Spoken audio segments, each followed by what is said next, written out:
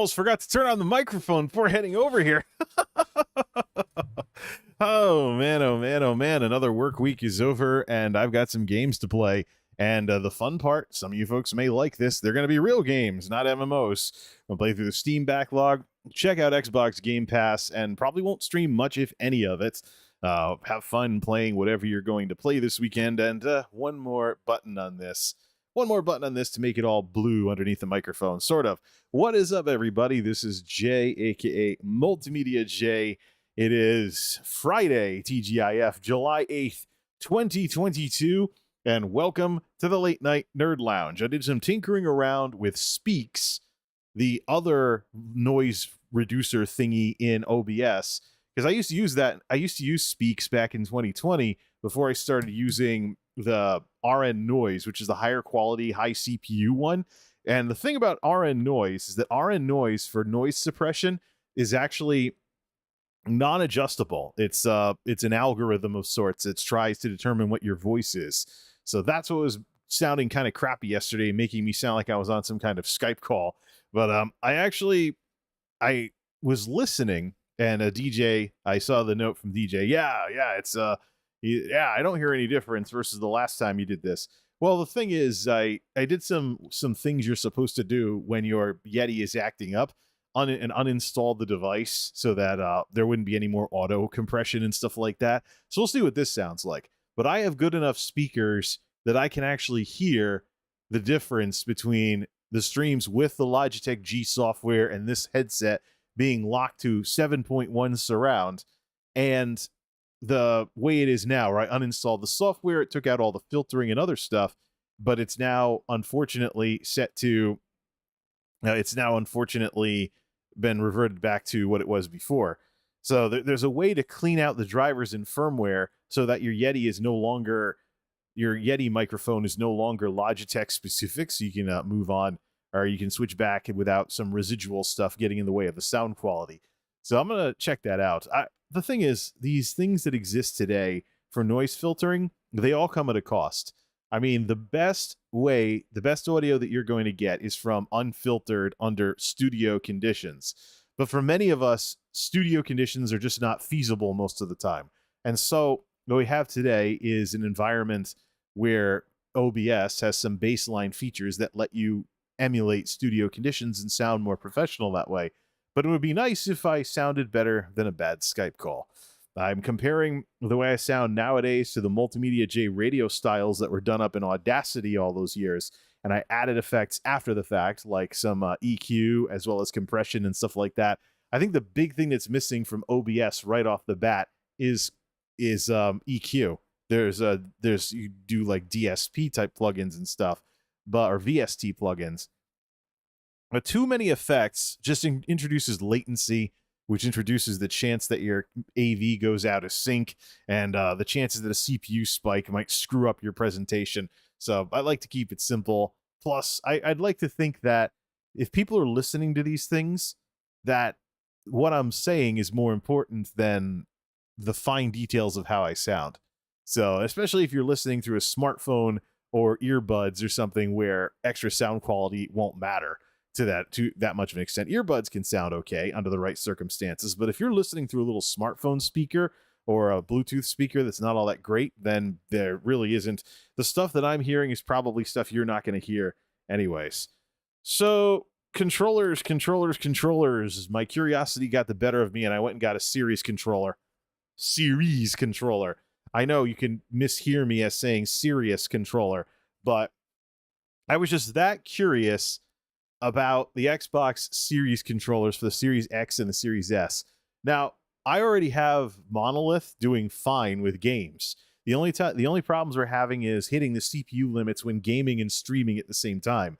But the games can be made to look really high quality. The thing is, though, is it really worth it? I mean, it's been 20 years since I built my first system. But is it really necessary to spend all that money with everything that's going on right now just to have some 20-year anniversary system? Monolith works fine, as much as I would like to play games maxed out and then stream them with only one PC, the ugly truth of the matter is that encoding and bitrate take quality out of everything as well. I've seen Forza Horizon 5, for example, look way better in screenshots than it has on stream, even when I let the stream finish processing on YouTube. And I see the same thing happening on Twitch as well. They have lower bit rates over there and stuff like that. But Twitch is, the thing is, though, fundamentally, streaming is not the same as playing the game the normal way. If you have a computer that can show you a maxed out game, it's better to play the game on your own system than it is to watch someone stream it, because internet bandwidth is pretty much going to step on the toes of the fine details and the quality and stuff. But it's just the sort of thing I've noticed. No matter what I do, there just isn't the technology with what I have right now and what's out there for me to show you what I see. And so you should really use your imagination. It's sad that even after all these years of streaming and everything, we still haven't gotten there yet. But I can tell you that it's just I do screenshots. I soup them up. I also have screenshots inside Forza. If there's a way for you to view my screenshots in Forza, then load up Forza. If there's a way to view my screenshots in Forza with the in-game photo system, I think I'm actually going to start using that now, the in-game photography system. And then if people can see on their own screens what I'm seeing on mine to an extent, or something along those lines. I'm not too familiar with how it works. I've just been getting screenshots in Picasa for all of my Forza screenshots, but it's just, there still unfortunately is a difference between still pictures and what is streamable these days. And I even think YouTube videos, if we used a higher bit rate for the source assets, would probably have the same issue, because once it hits YouTube, it gets transcoded. Then once it's transcoded, it's whatever quality YouTube will slap onto it.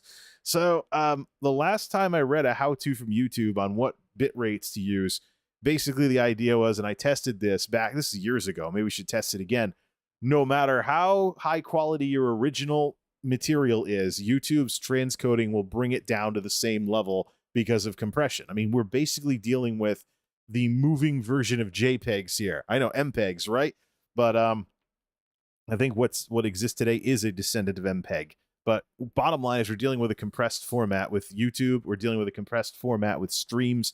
So if you watch somebody play a good-looking game, it's going to be nerfed graphics compared to getting the game and playing it yourself on a high-end system. And I think that's probably one of the reasons why a lot of AAA studios are pretty chill about people streaming video games now, even if they play through the games entirely, because the technology isn't there to have essentially a lossless experience.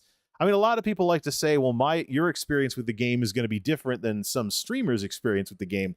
But you got to remember the presentation technology as well. When you're stuck at 1080, when people can game in 4K nowadays, and then bitrate takes a chunk out of your quality to the point where it's noticeable, and I have like Forza Horizon looking like The Crew 2 or something because of compression artifacting and stuff like that, then with that kind of stuff in play, it's still better to play the games yourself and get in a PC hardware yourself and build a nice system and stuff along those lines. But Jay, they say, what about the Series X? What about these 4K consoles these days that can do 4K 120? Yay! 4K 120 at what graphics settings? I've been questioning that with the Series X, and it is a console still, but I've been questioning that with the Xbox Series X. Okay, it does 4K at 120 frames per second. So you do 4K 120 or whatever. So at what equivalent in terms of PC graphics settings? Medium, high, ultra, low?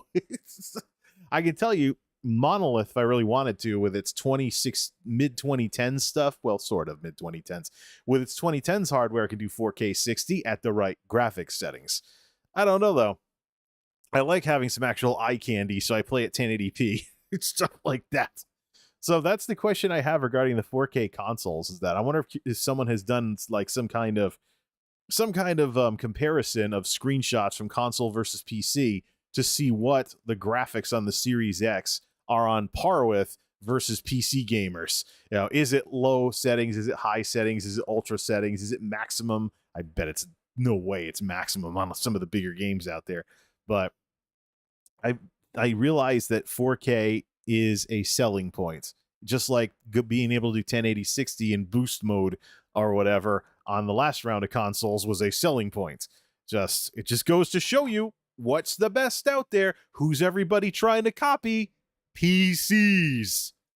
Consoles have been getting more and more like PCs for the past 20 years. The original Xbox had a hard drive, then you got the internet via Xbox Live and online services and online multiplayer, then you get your multiple settings, your multiple resolutions, your multiple frame rates, and now you have 4K. But you can probably drop down to 1080 60 if you don't have a 4K display with some of these new consoles. The Xbox One X did that. So,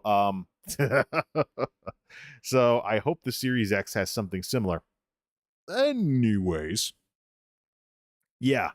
So, anyways, PC still scalable. You can engineer something like what I've done with Monolith using a Define R5 for all 140 millimeter fans. So all the fans have nice, relaxing, deep hums, not much whir type noises there, and everything else is tuned so that it's as quiet as possible.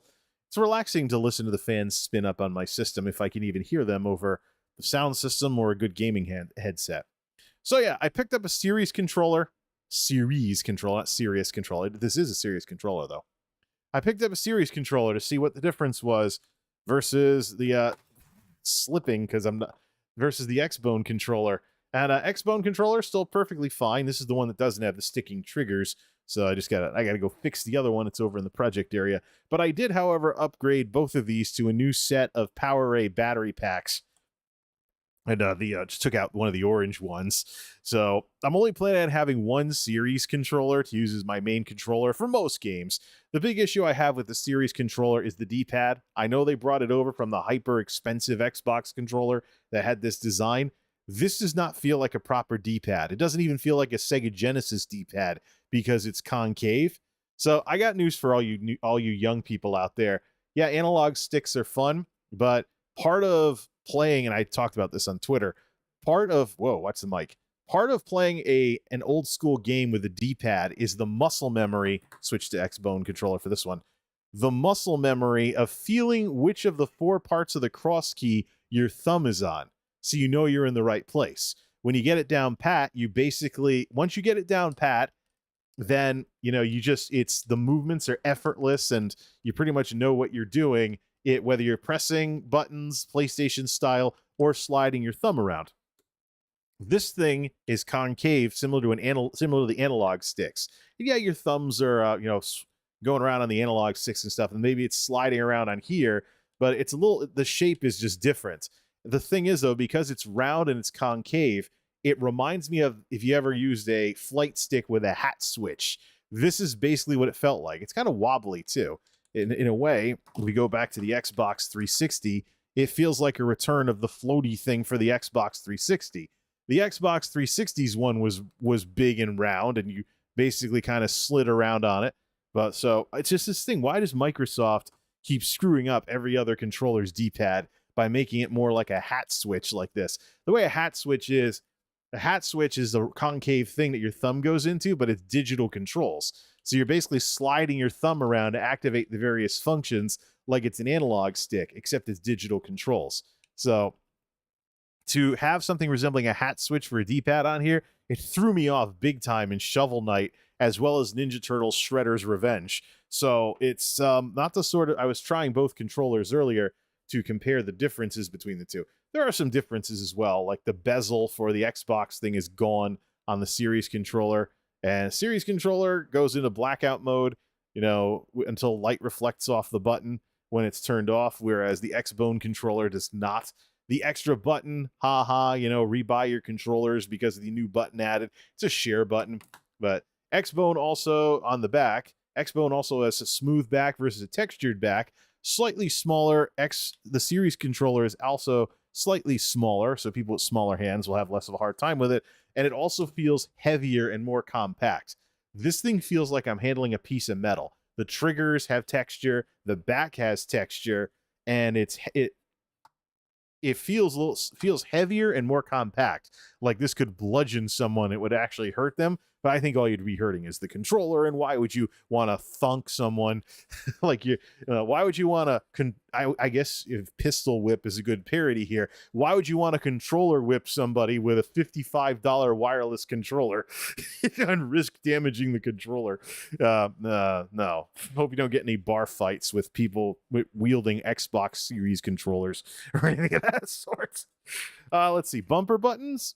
Bumper buttons feel a little more solid. Triggers are textured. We'll see how the whole sticky issue works with them sticking after the bizarre ways I play console games, where I play a ton of driving games and then it sits in a drawer for a while I'm playing keyboard mouse games. Overall, though, I definitely, for everything except the D-pad, I prefer the feel of the Series controller over its predecessor. The triggers feel more like triggers. The buttons are pretty much what they are. The D-pad is the only thing that's still better about the Xbone controller, but I might just keep this around to... the thing is I'm amassing an Xbox controller collection right now, and they all have PowerA packs in them. I'm actually thinking I might just put this in pairing mode and put it up against, over in the project area, pair it to the Delosaurus or Delosaurus Rex or whatever project system is on, and play with a real Xbox controller. Because that's really the progression that I've made. This is really the progression I've made since the Xbox 360 generation. My original gaming experience was on consoles, beginning with the Atari. I am not contemporary. This is a joystick from Hyperkin, not a real Atari joystick, but I'm not contemporary to the Atari. The Atari was before my time. But when you were a little kid in the 80s and your parents didn't have a lot of money, they might start you out on Atari to see if you actually want to play video games for a long period of time, or they'll try and see if they can entertain you with the cheaper games from before the video game crash of '83. That's one of the things. I mean, my dad and video games were never a thing with my mom, because unfortunately my mom passed away when I was really little, and she never saw me even get into video games. She actually never even saw me finish kindergarten. So one of the saddest parts of my childhood. But so my mom never saw me get into video games at all. As far as I was concerned, I was some kid who was going to live completely offline the rest of my whatever. I mean, she used to, if you ever listen to 80s stations, new wave, stuff like Denise Williams, Let's Hear It for the Boy, that's the kind of music she used to play in her car. So one of the few things I remember about her is that she was into Newegg, generation gap.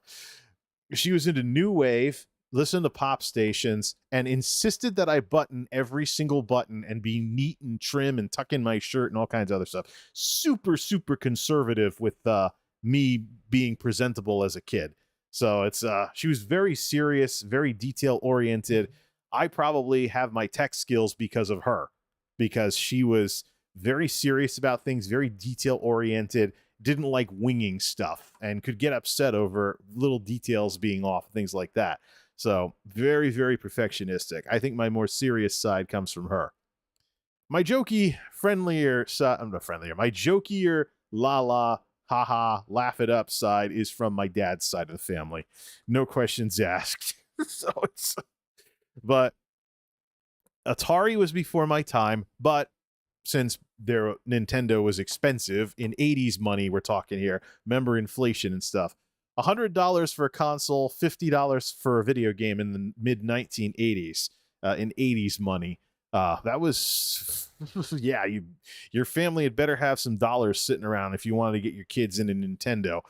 So obviously, if you didn't know that your kids would become gamers, what you did was you got them into Atari instead. You bought an old 2600 or a discount 7800, which was my first console, and then you went to the yard sales and whatever for all the cartridges from before the crash.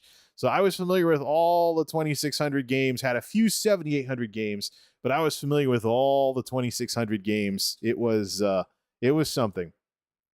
Pac-Man on the Atari 2600, that horrible port. Miss Pac-Man, Berserk, Asteroids. The first game I ever played was Warp Lock, which was a space shooter, which was very popular in the 80s with the graphics available on the Atari and stuff. Yeah, Warp Lock. Yeah, good old Warp Lock. Anyways, but yeah, Pac-Man, Miss Pac-Man, Junior Pac-Man is like, there's all kinds of Atari games in circulation years after the crash, and some you could actually still go buy them new in a store.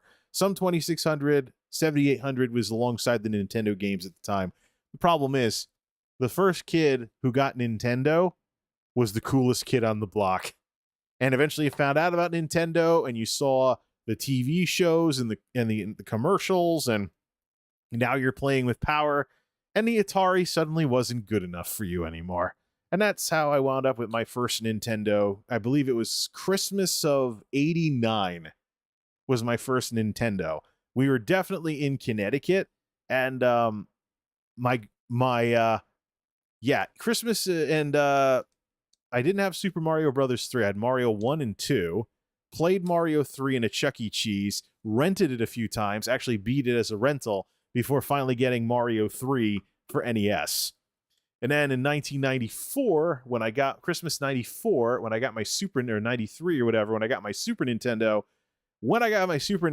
my dad went all out to make sure it was my best Christmas ever as a little kid. And I was, because we had a step relative who was recording it on a camcorder. So here I am, getting Super Nintendo, Mario All-Stars, and then at the end of it, my dad was like, well, you got all that other stuff sitting around, and your Nintendo's really getting clunky in its old age. Open this one up, Jay. I open it up, and he's like, a brand new Nintendo. He probably got it clearance because we're talking like 1993 for the NES. Yeah. It's like, in terms of, getting a lot of stuff for Christmas and bragging to everybody about it, that was probably the best one I ever had. Right in the middle of the Super Nintendo era. So, anyways, Atari to NES to SNES to N64 for me instead of PlayStation, because really, no, PlayStation, I was on the, and well, number one, I'd been playing Nintendo up to that point, and then there were parents, of course, overprotected parents in the 90s, worried about violent video games, but there were also parents that were worried that if you used a CD console like the PlayStation, that you would scratch the CDs and break your games. So even though there was that black coating on the bottom for like anti-scratch or whatever, so there were people out there that there were parents out there that were like, no, I'm not getting my kids a PlayStation. They're going to scratch all the games and ruin them all. So yeah, I wasn't on the PlayStation side of all of that. And then I became a PC gamer when I went off to college, mostly as a matter of circumstance. This is before, back when I was in college at the beginning of the millennium, the flat screen monitors were a luxury for people that were rich, and they weren't very good. They had a lot of ghosting and other crap going on. So flat panels meant that you had money to burn. I had a tube monitor. This is a 17-inch tube monitor, bigger than the others. But since it was a monitor and it wasn't a TV, and there was really no room in the dorms for a TV, I did everything I could to game on PC. So, and then around the time I built the Silver Bullet, I bought a WinFast PVR, whatever it was, TV2000 XP television card. No latency, almost no latency or no latency, analog television in, as well as composite component, or I think it was just composite actually. Composite in, S-video in. So I was able to call home from my consoles and hook up my SNES and my folks gave away my Nintendo, unfortunately, but I still have my original SNES, which I hid, by the way, in a white plastic thingy in one of my desk drawers. I hid my Super Nintendo while I was off at college. They didn't give it away, thank goodness. But unfortunately, being in the white plastic clamshell thing for 4 years, I came home to a yellow bottom Super Nintendo, very, very yellow. So could always retro bright that panel if I really wanted to. But I have a yellow bottom Super Nintendo because of that. But anyways, probably would have happened eventually, but just the chemical reactions in the plastics and stuff. So yeah, yellow bottom Super Nintendo, and they kept my Nintendo 64 because when my step relatives came over, they kept them busy with that, but they gave away my Nintendo, unfortunately, until I called home for my consoles. And they, fortunately, were a bit of a road trip, but I was within driving distance of home going to college, so it's just cheaper to live on camp. Well, not cheaper, but we would have to deal with all the costs of a car and stuff like that, so we just had me live on campus instead. So you didn't want to risk flunking a class with how expensive college was because my car broke down or something. Anyways, especially with what you get when you're fresh out of high school and you don't have any money and stuff and no driving experience, stuff like that. Anyways, my Nintendo and my Super Nintendo and N64 hooked up to my computer. I didn't get back into console gaming until I decided to play some catch up with the Nintendo side of things that I missed while I was off getting my degree, and picked up a GameCube in 2005, Mario Sunshine, a couple other games that I remember. I also picked up a secondhand fat PS2 and eventually a first-hand slim PS2 later, once I found out about, disc read problems and other stuff that happened with the fat PS2s. Then the rest is history. Went Wii, Wii U, PlayStation 3. Haven't really had much of a reason to get a console since, because PC gaming has been whipped into shape a lot better beginning with the 2010s, and now we come to today. One of the flagship elements of my early PC gaming days was trying so desperately to get a console experience on 2000s computers. And I'll tell you, it wasn't easy. Controllers, aka game pads on PC, even after there was no longer that stupid game port with the bazillions of pins in the back of the computer, game pads on PC, you could tell were an afterthought. A lot of PC gaming in the 90s going into the 2000s was keyboard mouse, RTS, first-person shooters, things along those lines. The idea of playing, like a platformer or something on a PC, what do you want to do? Just get a console. Just get a PlayStation. Something like that. And so that kind of stigma and PC gaming being different stayed that way going into the 2000s. I was playing point-and-click games, RTS, FPS, and stuff like that. I did play Revolt with one of my game controllers at the time. But by game controller, and I use that term very loosely, we're talking about a Radio Shack controller for PC with the gamepad.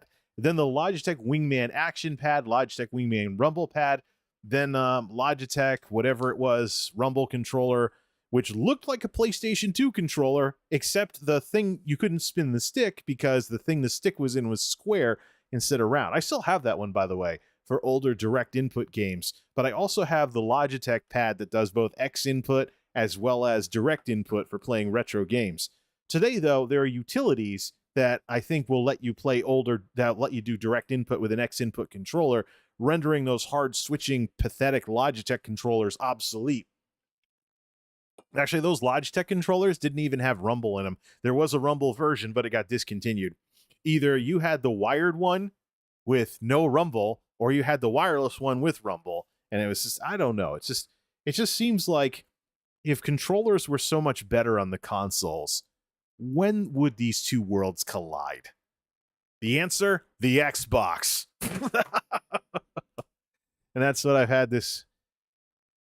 When I finally got over my curiosity and became a Steam gamer and some other stuff like that, I've been a PC gamer for decades at this point, but when I finally was like, okay, for a while, I was actually like, oh yeah, the 360. Why is he using a 360 controller? Why doesn't he just play his 360? Well, maybe he's red ringing his Xbox 360. I was more of a PS3 guy anyways. The PlayStation 3 was way more well refined of a device than those early 360s with all the noise.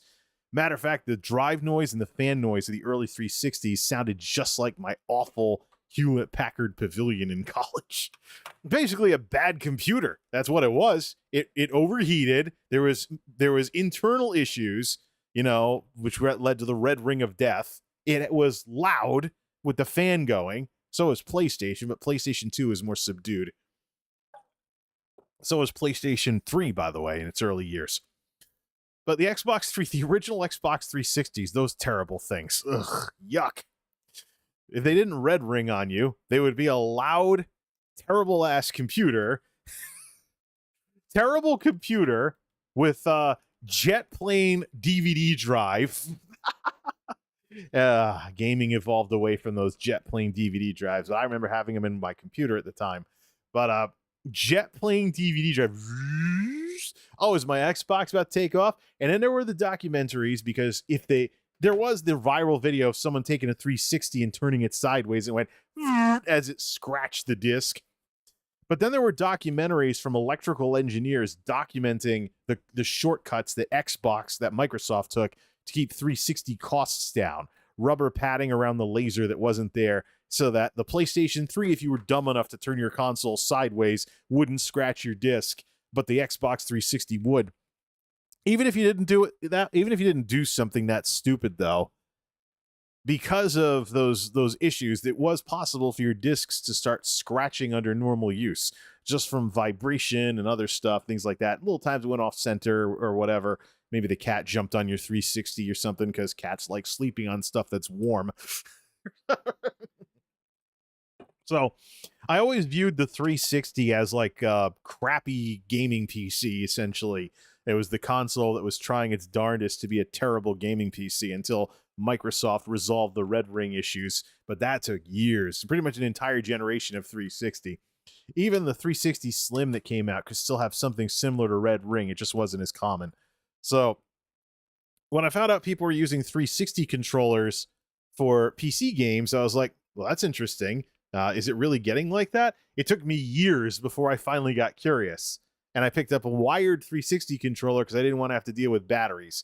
Here's one of them. Mint. I bought 2 of these so I could play 2-player. Maybe my dad might want to try like Sonic and All-Stars Racing whatever on Steam or something like that. But yeah, 360, this thing is mint because I barely used it. I was just getting into using these controllers when I found out the Xbox One controllers were better. There's videos there's tech videos from the mid 2010s that document when I was playing around with those controllers, those PowerAs, the big boomerang controllers. Then I upgraded to the PowerA successors to those boomerang controllers. They're really good. They're the officially licensed Xbox wired controllers nowadays.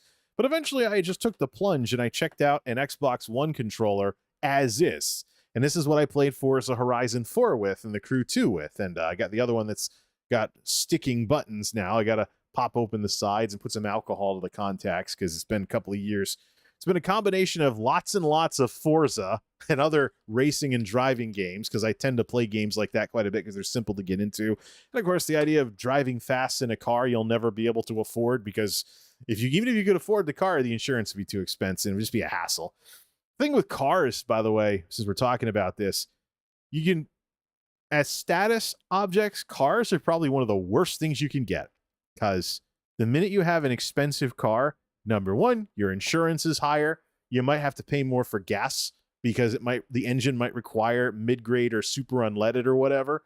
And then there's the whole thing of you're just worrying to death about something happening to it. Some moron crashing into it. Somebody like, I don't like he must be rich. I don't like him. Then they key the door, vandalism, other stupid stuff, people smacking your door with a shopping cart, or you park in a parking spot. Someone next door to you thinks you're parked too close and they smack your door with their door. They're like, haha, serves him right. I don't mean to sound like Cameron in Ferris Bueller's Day Off, recapping all the different things that can happen to the Ferrari. Ferris, if we take this out, it can be bumped, scratched, stolen, a cat could barf on, or whatever it was. I don't mean to be like Cameron in Ferris Bueller's Day Off, but that's basically, yeah. So, I mean, I don't really think that, then there's the practicality aspect of it. You drive some like Lamborghini or something really close to the ground, and now all of a sudden, if there's the right driveway, you get stuck and you scratch your Lamborghini. It's like, think like the Roadkill episode with the Lamborghini and the Sailor Jerry car that I linked in my on my community page a while back.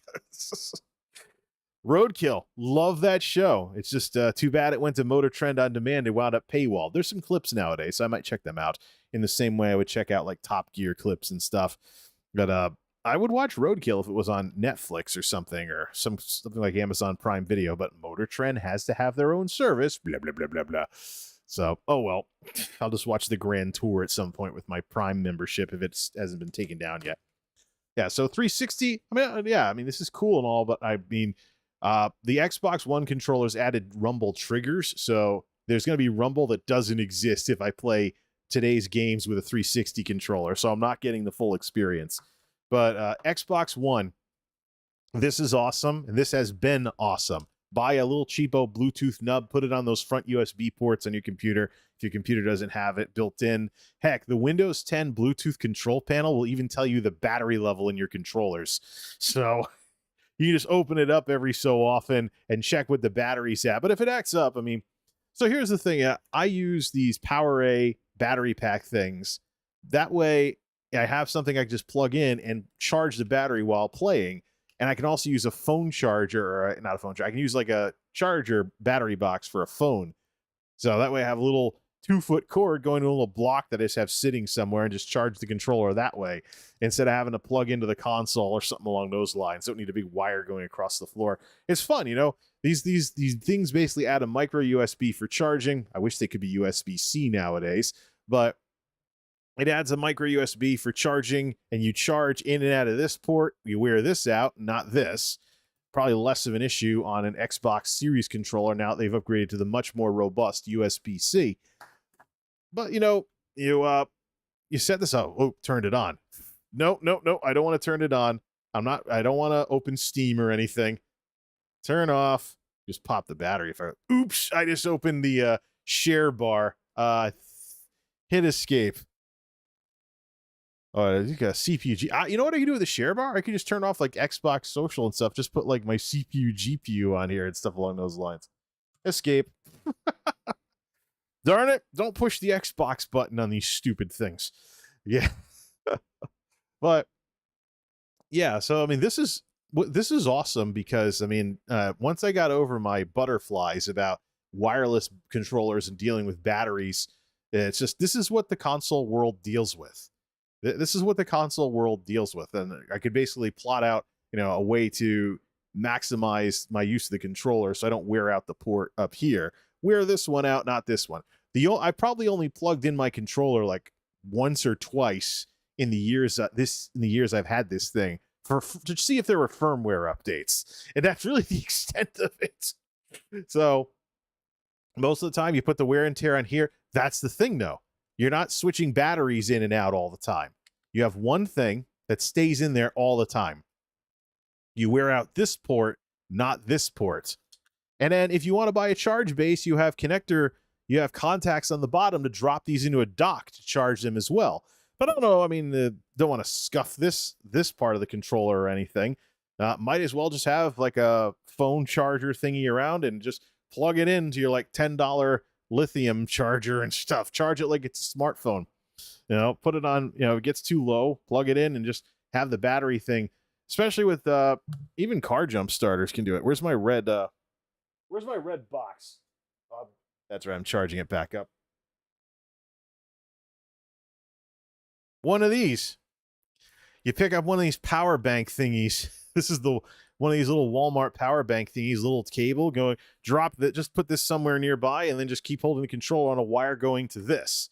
No controller for some idiot to trip over and potentially destroy the controller, the console, or both. So it's cool, you know, that these things can basically turn it into a mobile device like this. Yeah, Xbox One, pretty nice, but Series controllers, other than that D-pad, which is basically a hat switch, Series controllers are awesome. Everything is definitely, it feels a lot better and a lot more solid. Just, I can totally imagine if I could ever get used to using the hat switch thingy for old games. Yeah, I'm already used to a cross key from years and years of Nintendo and Super Nintendo. But if I could ever get used to this hat switch and kind of have it feel the same as, you know, kind of do it the same way, stuff along those lines. You know, if I could do something along those lines, then yeah, that'd be pretty cool. So it's I get used to it and get with the times. I don't know though. I got this nasty feeling Microsoft might just go back to an old-fashioned cross key, or similar to a Sega Genesis, have the thing but have it not be concave so it doesn't feel like a hat switch, because this feels exactly like the hat switch on my Microsoft Sidewinder. It's probably good for playing like a Street Fighter game to rub your thumb to do like a Hadouken or something, because you have to hit like down, what was it, down, was it south, southeast, east, and then push the button for a Hadouken or something. So you'll definitely get less wear and tear on your thumb playing a fancy fighting game with this. But for like platformers and stuff, it feels weird. It does feel like you're using like a hat switch or something that just wasn't designed to be a cross key. So Other than that, though, this is definitely the more solid choice for Forza. We'll see how long it takes for the triggers start having issues with getting stuck and stuff like that, like the X Bones did. Just because I played a ton of Forza, and then these sat in a drawer for all the time I was playing ESO all the time and keyboard mouse games, and I just don't know what I'm gonna do with the 360 stuff anymore. Well, we got Steve over here saying I have 2 of the wireless controllers for PS2. Yeah, that's cool and all. I mean, I have a PS2 Slim for playing PS2. Haven't plugged it in forever. Hopefully, it still works. I just don't know at this point because many classic PS2 games. The thing is, though, have some kind of PC port nowadays, or some kind of thing like Beyond Good and Evil HD and stuff like that. The problem is, and this is something that's just ticking me off to no end with these consoles. And I'm on Team Xbox, as in I will hook up an Xbox controller to a PC and have fun this way.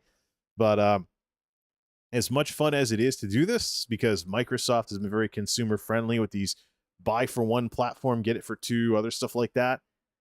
I just can't believe that, especially with Nintendo, that these console companies out there, they've seen Steam be as successful as it is for years.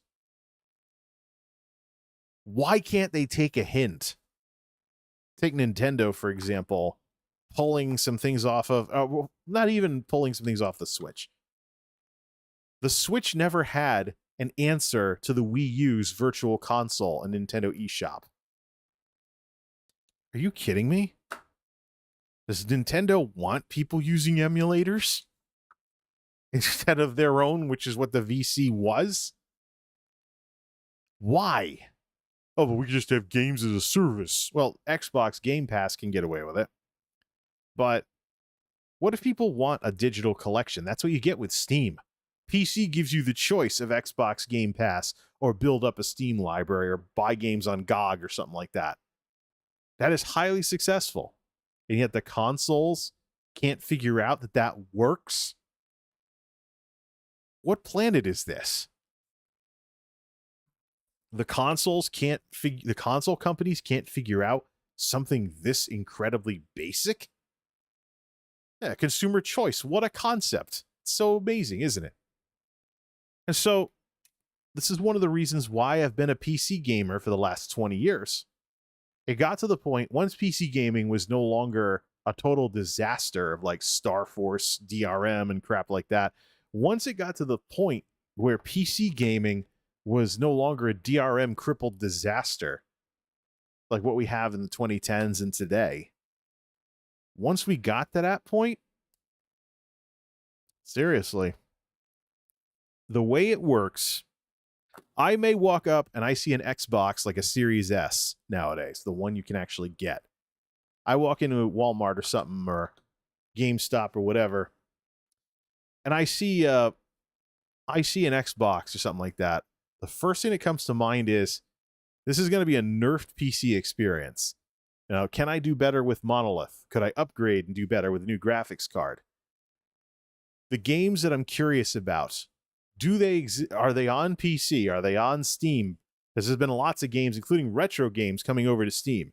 Some of the Final Fantasies from years gone by made it over to Steam. Some other games as well are getting ports to Steam. And even some games from the Universal Windows platform are getting ported to Steam, like Forza Horizon 4. Although I don't really care to play Forza games on Steam because there were some issues with some of the experience not making it through being lost in translation. Forza Horizon 5 as an Xbox game is also a lot more standardized than the UWP Forza Horizon 4 was. And also Forza Motorsport 6 Apex, the free game on Windows 10. But then you have games getting retconned and you have music being removed from games and stuff along those lines. You have music being removed from games, music being removed, and you have retconning. We talked earlier about Wave Race 64 on the Virtual Console, and a Nintendo 64 game with GameCube and DS ads or something like that. A Nintendo 64 game with Nintendo DS and Wii ads. Excuse me, not GameCube. Nintendo 64 game with Wii ads. That's all I need to say about that. because of the retconning that had to be done because the agreement with Kawasaki had expired by the time that version of the game was getting put on the virtual console on the Wii. Just looking over these controllers, see what the difference. I think there's a few minor differences, just an engineering refinement and stuff for the series controllers. Very, very solid though. This is hands down the most solid feeling Xbox controller I've ever held. If it wasn't for the D-pad, it would be a no-brainer. I'd be selling these on Facebook Marketplace or something and getting, another one of these, just having two series controllers. I don't really need to, though. I mean, extra controllers can go to the project area, and I'll play Delosaurus stuff and whatnot with them, see how they handle various games. I can keep them paired up to the Bluetooth on them as well. Yeah. I just got to figure out what to do about these 360 and wired controllers. Just they don't have all the features of the Xbone controllers and stuff like that, so newer games won't have the same experience with them. And just sad. These controllers are so mint. Sell them to East Starland, sell them on Facebook Marketplace, who knows. Get back to the chat over here with Steve here. Digital games are better than having the discs because there's nothing to scratch. Yeah, well, the thing is, though, there are some companies that are going back on their support for some of the digital stuff. So, and then there's things like Forza Horizon 3, for example. If I want to play the rest of the Forza Horizon series, my only option is to play the old console versions if they still work. The thing we're running into, though, especially with the Series X, is that you buy a disc, but it essentially is a CD key of sorts that initiates a download. So just more and more gaming stuff is getting gated behind digital storefronts, which makes me wonder what happens when companies like Nintendo decide to pull the plug on that stuff.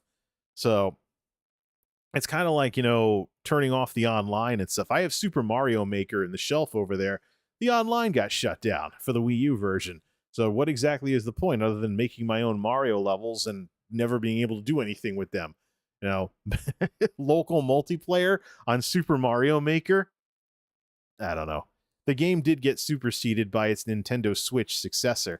The problem with me getting a Nintendo Switch at this point, though, is the Nintendo Switch is like 18, 19, 21, 5-year-old console this year. So, and there was the issue where the Nintendo executives, who are legally obligated to not lie to their investors, waffled the issue of a possible hardware revision of the Switch other than the OLED Switch. So I'm going to give that another year or so.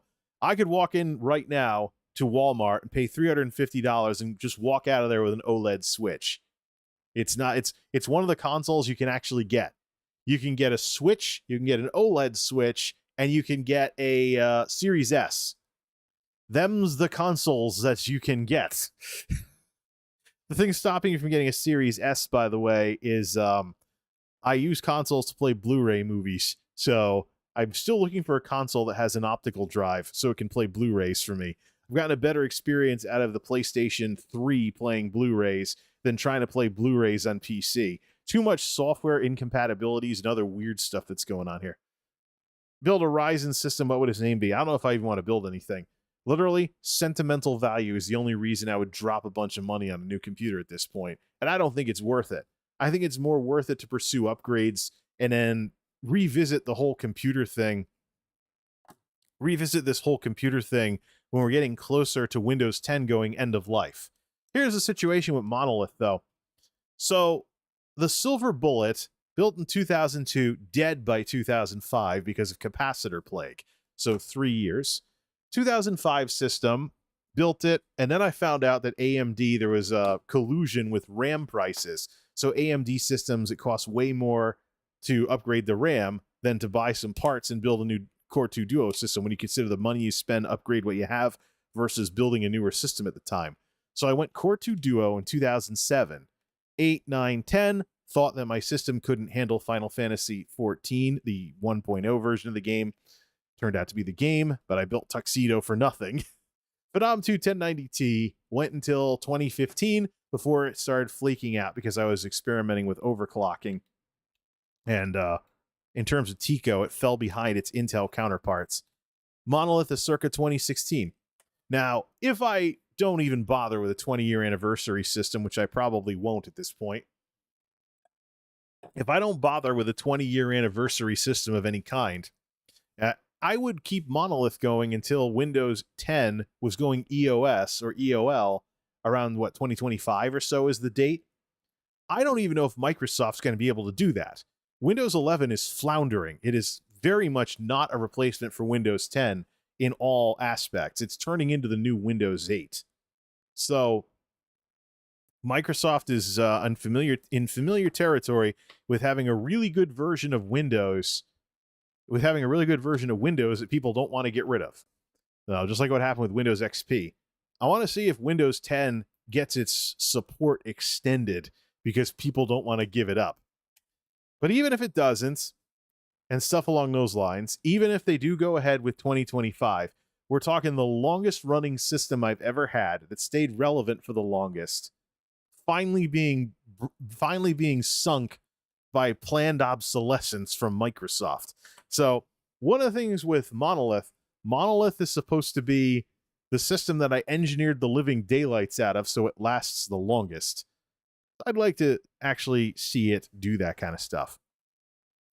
So the plan is, though, whatever the successor system is, it's probably not going to be Intel because Intel is struggling technologically. They have to resort to marketing similar to AMD with the 9590 back in the day. So they got the Alder Lake. The socket is shared with Raptor Lake, but there's the problem with chips warping themselves. I don't like any electronics that warps after what we went through with the Xbox 360. There's probably, they say, oh, it's going to be thermal issues. We'll see what happens in a couple of years. I'm suspicious of the Alder Lake as a result of that.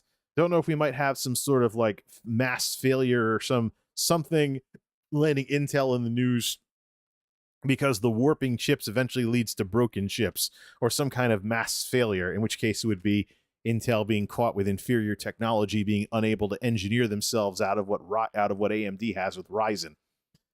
So Raptor Lake and Alder Lake are off the table for me because of the warping processor issue. So we'll be revisiting the Intel thing to see if they can refine their manufacturing or if they keep making these rectangular processors that have these problems. They need to sort that out. I usually wait for technology like what Alder Lake represents to get refined. But at the same time, they're using marketing to cover up that they can't move to 7 nanometer at a time when AMD might be getting ready to move to 5. So the successor system to Monolith is just going to be called Monolith because I'm literally talking about using the same case. The Define R5 is still, you can still buy a Define R5 despite the successor cases. It's a style choice. It's built differently and it has a different layout versus the Define 7. Also, if you still use an optical drive like I do for Blu-ray and Blu-ray burning to use as backup media, 25 gigs per disc. If you do something like that, and I've got a bunch of empty Blu-ray holder cases to hold backups of stuff that I burn and keep them on a shelf instead of on a spindle this time. But you have all that. Might as well change category to science and technology. We've pretty much been talking science and technology the whole damn time. Science and technology it should have been from the beginning, and science and technology it is. But the thing is, with all of this, it would be called Monolith, at which point this thing, off that way, would be referred to as 2010's Monolith. Basically, and it would be essentially my Windows 10 retro system.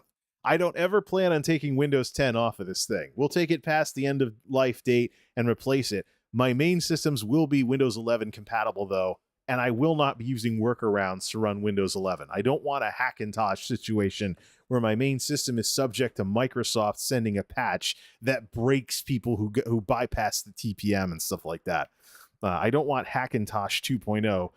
I will do it with the other computers just to have fun. But Monolith, as we've known it since 2016, is definitely a Windows 10 system. Just like one of my projects that I could work on if I really want to do some more tech videos. Kind of gonna be hard with all this wonderful gaming stuff we're doing right now. Would be Tuxedo has all obsolete hardware in it now. The GTX 760 is end of life. So retro that over to Windows 7, max out the drivers, and then have that be a period piece as well, with the option of switching to another SSD inside the thing to boot Windows 10 for those times I get curious about Windows 10 and stuff. The problem I'm running into with the project systems is the SSDs are not powered for too long, and they go dead on me. That's what happened to one of the last ones, so I got to really figure this out. I really got to figure this out in terms of rotating them in more often. Even, mid-naughts, we went years between working on the Core 2 system to see, what we could do with it. A lot of this, though, has been made possible by Windows being so interchangeable. I get so used to, having a custom machine as my main system that I don't really think about just throwing Windows on something with some bare bones security software for a few things here and there, and then just blanking the thing later. It's an acquired taste. It takes some getting used to. As it stands right now, though, M2 or SAT or M2. Why wouldn't you like M2? You're going from maximum bandwidth of 600 something megabytes a second up to thousands, limited by your motherboard and heat. It's like M2 is a logical progression, just like hard drive to serial ATA SSD was logical progression. So next system, I want to have 2 M2 slots because I want to have something for really fast I want to have something for really fast data transfer as a second drive before I start doing serial ATA SSDs for things like games or something. It's kind of my way of striking back against these new consoles that are running off of basically M2 storage. Also, don't forget net tops. Corporate America is having a ball with net tops that are running off of M2 SSDs. Yeah, I don't know if they have I don't have the serial ATA. The ones that we use at the 9 to 5 are Coffee Lake net tops.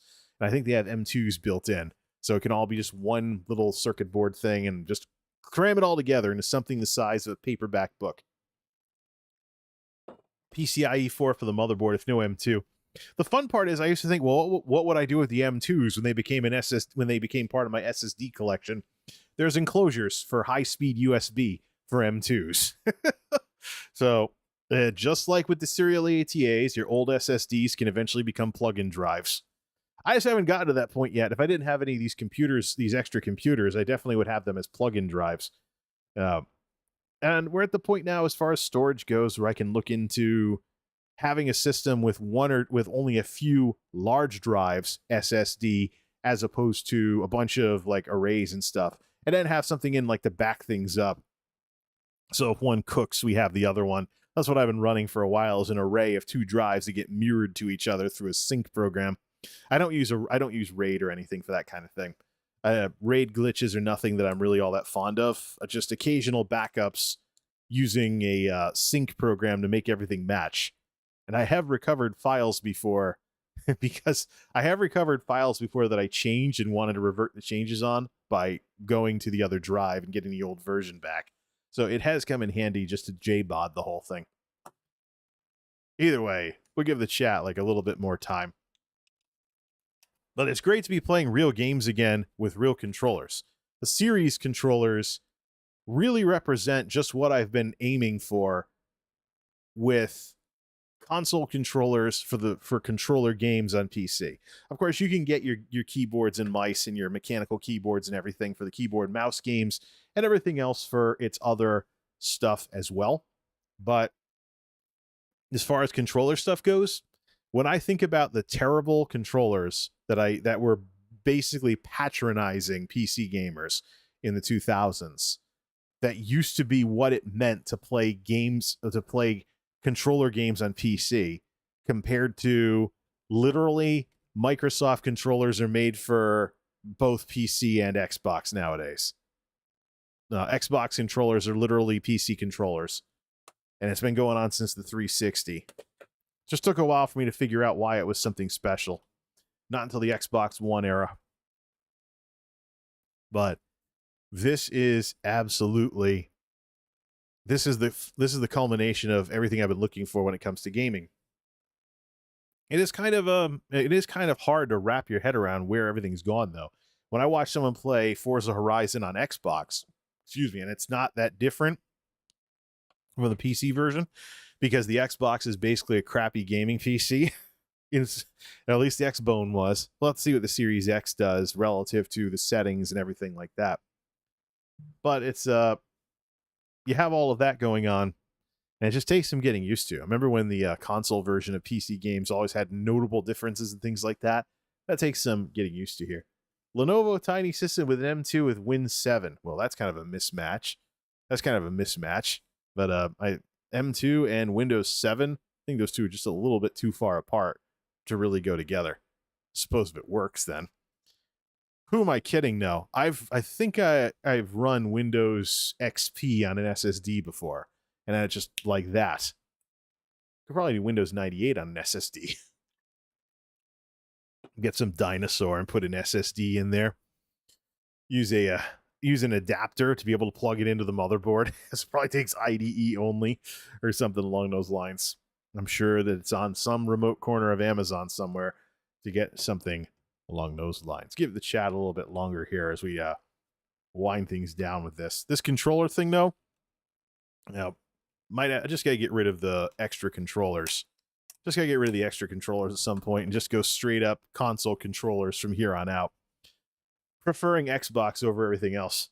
Processor is a slower on 1.1 gigahertz. Woo!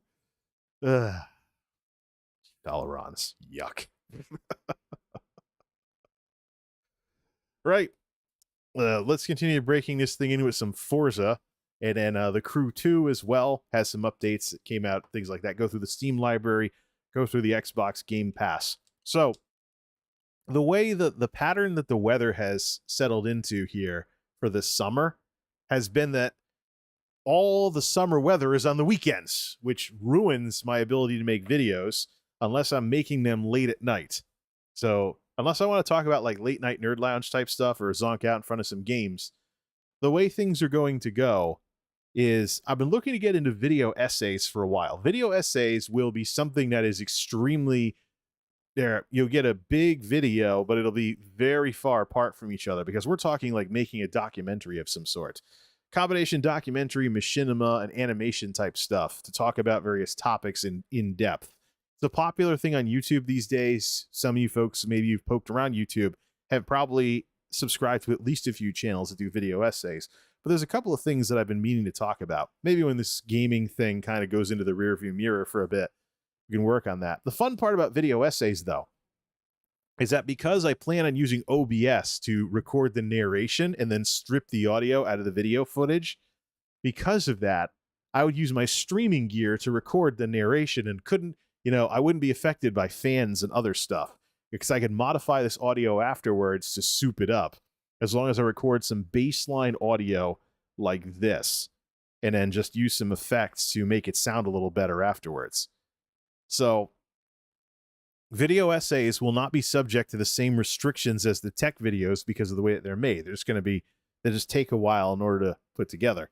So between video essays and gaming, that's probably what's going to be what this channel is showcasing for the summer, because tech videos basically require good weather.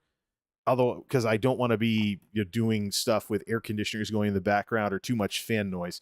Fortunately, because we have the weather patterns we have where it only gets humid on the weekends or maybe a day at a time, so it only feels like summer for little bursts here and there. The rest is just nice, warm, Chamber of Commerce-y type weather with low humidity. Because of all of that, I still have yet to put the primary air conditioner in the window, which would be in there for weeks at a time if that were the case, constantly causing noise. So I'm using the secondary AC in the kitchen. I put that in the window only when I need it and then just take it out when I'm done.